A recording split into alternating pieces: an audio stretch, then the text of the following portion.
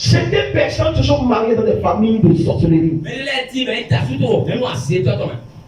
Et c'est quand tu t'es marié là que ton hôtel a été mangé. Ton destin a été mangé. Et tout allait très bien pour toi. Et quand tu t'es marié là, tu as manqué rapidement ton destin. Alors, ces gens de personnes, c'est forcé pour eux de pouvoir partir au lieu de prier en eux. Et comme je t'avais dit, que l'autel est un caractère. Pour voir et sentir l'autel en soi, tu vas constater que le comportement est répétitif en toi. Je prends par exemple la vie d'ivoirie.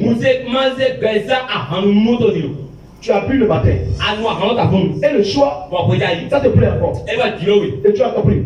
Le lendemain, ça te plaît encore. Tu as compris. Le lendemain soir, tu as compris. Troisième jour, même chose. Quatrième jour, même chose.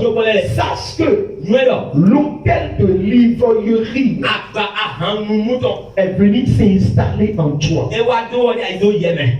Donc tout caractère répétitif dans la vie de l'être humain forme un hôtel dans sa vie. Celui qui a volé jusqu'à ce qu'il est allé en prison, quel hôtel est en lui? Hôtel de quoi? Pourquoi? Parce que ce n'est pas une seule fois qu'il a volé. Il a volé plusieurs fois. Plusieurs fois. Cela prouve que c'est l'autel qui est en lui ça. Donc si hôtel, si Abraham a bâti l'autel de prière, donc ce qui veut dire Abraham prie tous les jours. Il fait quoi? Il prie tous les jours jusqu'à ce que son caractère est devenu le caractère de la prière. Maintenant, celui qui a l'autel de prière en lui, il prie tous les jours. La promesse de Dieu sur sa vie va s'accomplir ou bien elle ne va pas s'accomplir. Pourquoi ça va s'accomplir? Parce que la prière de tous les jours brise les montagnes. La prière de tous les jours arrête les malédictions. La prière de tous les jours arrête la pauvreté. La prière de tous les jours brise l'autel maléfique en soi. Donc Abraham a pris la prière de tous les jours comme un autel pour pouvoir se mettre en relation avec son Dieu. La raison pour laquelle tu dois aimer la prière et prier au moins 3 fois par jour, c'est-à-dire prier tous les jours, c'est quoi? C'est qu'à travers de la prière, Dieu peut t'exaucer, Dieu peut te voir, Dieu peut te connaître, Dieu peut te rétablir, Dieu peut te donner un nouveau nom, une nouvelle forme.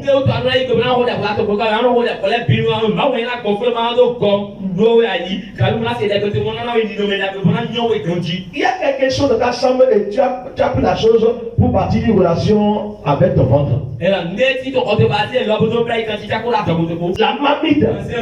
marmite qui est dans ta chambre, qui est dans ta cuisine, si tu la brises maintenant, la nourriture sera là, mais tu ne peux pas manger.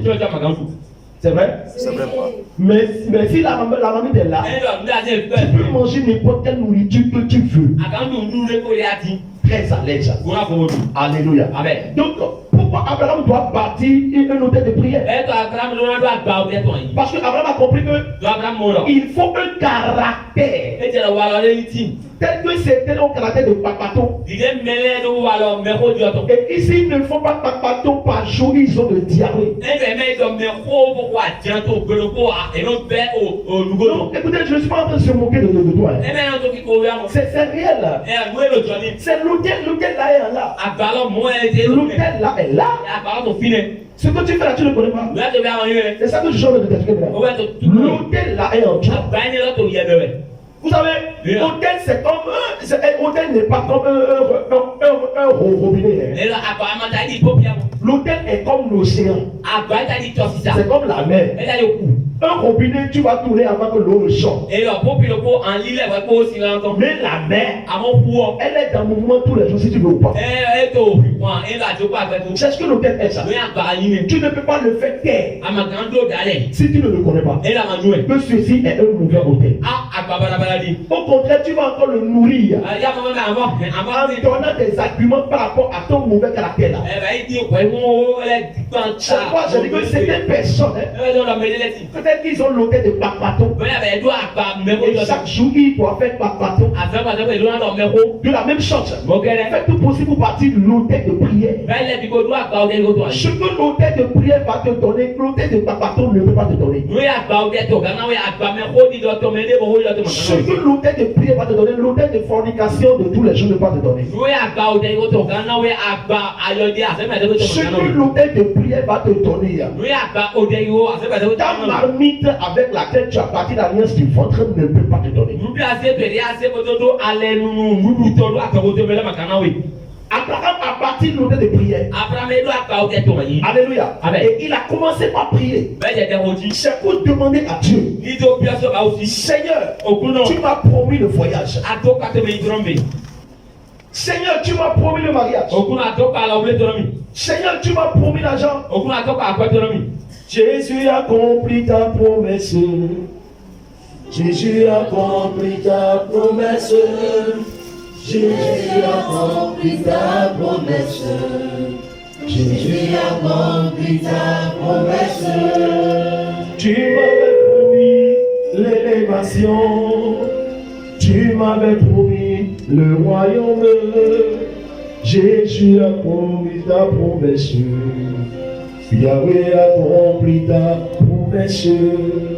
Tu m'avais promis l'élévation. Tu m'avais promis le royaume. Jésus a accompli. Mais ta promesse ne s'accomplit pas. Pourquoi? Parce qu'il y a un signal dont la promesse en a besoin pour s'accomplir. Il y a un signal dont la promesse de Dieu la attend. La promesse de Dieu veut voir un signal. Ce signal est ce qui va prouver que toi et Dieu qui veut accomplir la promesse, que vous êtes en relation.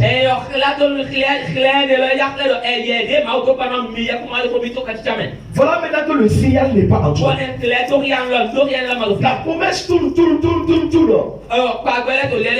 un avion qui veut s'atterrir. Mais il n'a pas vu le signal pour s'atterrir. Il se retourne Dieu d'où elle est venue. Donc pour que la promesse s'accomplisse, Abraham a bâti un hôtel de relation à travers la vie de la prière.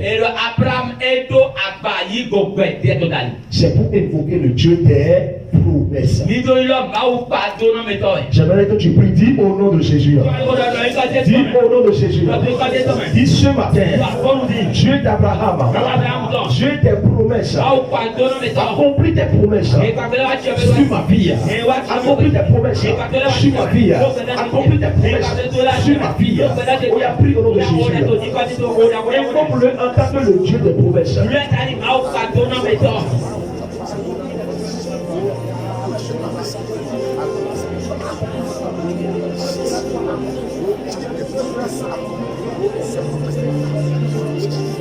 Ouvre un chemin là où tout semble fermé. Il le pourvoit dans le secret. Il ouvre un chemin.